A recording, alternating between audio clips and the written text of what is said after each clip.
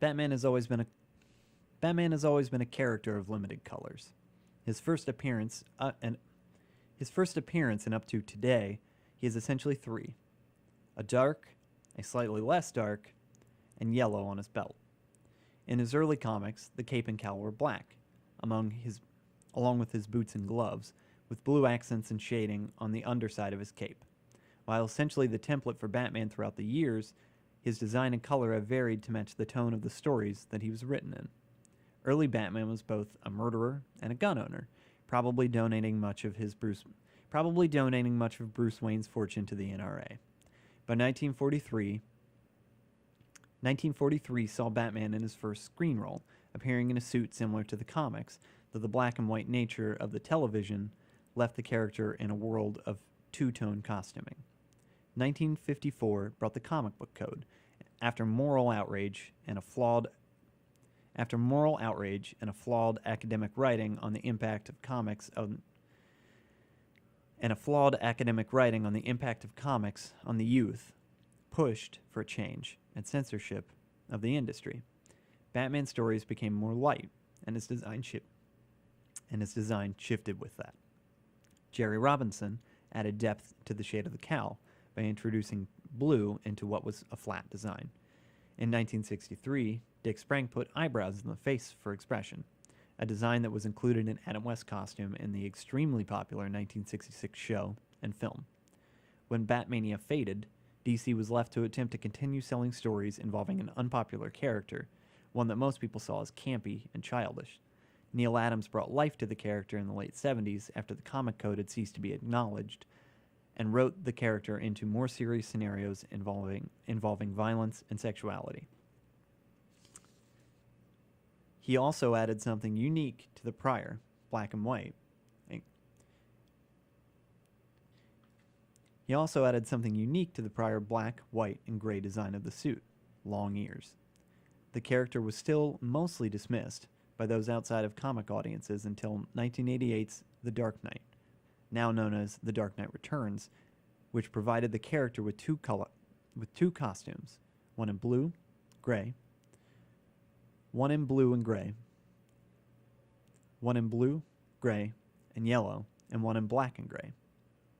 It also answered a long-running question about the character. Yes, a man who frequently seeks armed crime and is, because of that, shot at, wears armor under what had otherwise been viewed as basically cotton, then spandex, and sometimes leather. This, as well as other graphic novels like Watchmen, pushed the medium out of niche readership and into the realm of pop culture. Neal Adams' long ears and overall look returned in 1988 for The Killing Joke, and the rest is history. Original designs and storyboards for the film offer a blue and gray suit. Both this design and the one used in the film keeps much of Neal Adams' aesthetic for the Batman. The appearance is as muscular as Adams' character, which the actor that had been announced for the role, Michael Keaton, wasn't. This allowed the actor to focus on the role instead of spending months at the gym. While adding muscle to the suit might seem cheap, it wasn't. The original sculpts created by Bob Ringwood cost $250,000 to design and produce. While the design added muscle, it removed something that many criticized superhero costumes for: the shorts. This gave the figure of the character a sleek, streamlined appearance, and the change to black gave the character more of a physical appearance that pointed to its origin, that of a black bat. Bob Kane at the time said the character was intended to be drawn black, but didn't translate well to the page, though this was the man that originally made Batman without a cowl in red, so his word should be taken with an entire shaker of salt. The suit was made out of foam rubber, which took the actor 2.5 hours to get into, later reduced to 20 minutes, a struggle any cosplayer understands. The ears were taller, like the art from the 70s, and the rubber remedied the floppy ears of the earliest TV versions, something like the fins on a high-performance vehicle. What it didn't do was permit the actor to turn his head. Keaton stated that the suit made him feel claustrophobic, understandable for a man encased in a series of heavy plates. He said it was a feeling that was utilized in his performance, helping him embody the complex, internalized struggle of Bruce Wayne. In canon, the rubber suit was said to be made of armor, able to stop a bullet, but still knocking the man down and possibly unconscious. We have Vicky Vale to thank for distracting the goons before his secret identity was revealed. The rubber suit was utilized for the remainder of the 90s films. The concept of an armored Batman in film has been utilized in every film since, and detractors of fake muscles should note that even heavily muscled actors like Henry Cavill and Ben Affleck utilize suits that build muscles into the costume. All the black rubber and muscles pointed to a pretty direct connection to Tim Burton: sex.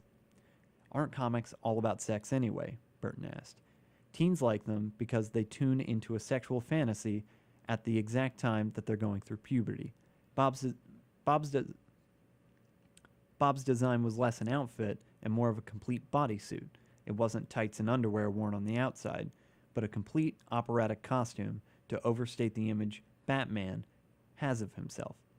We just took off from the psychology of saying, here's a guy who doesn't look like Arnold Schwarzenegger, so why does he do this? He's trying to create an image for himself. He's trying to become something he's not.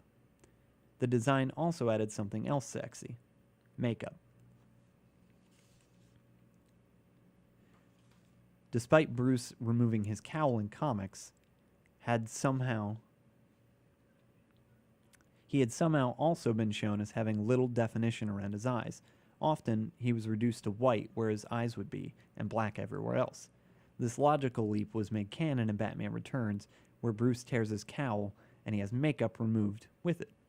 Batman Returns also shows the Batcave as containing additional suits, something that both Joel Schumacher and his Kenner overlords loved. The black cape and cowl translated to the animated series, something of a middle ground between the gothic noir of the Burton films and the candy-tone characters and situations of the comics.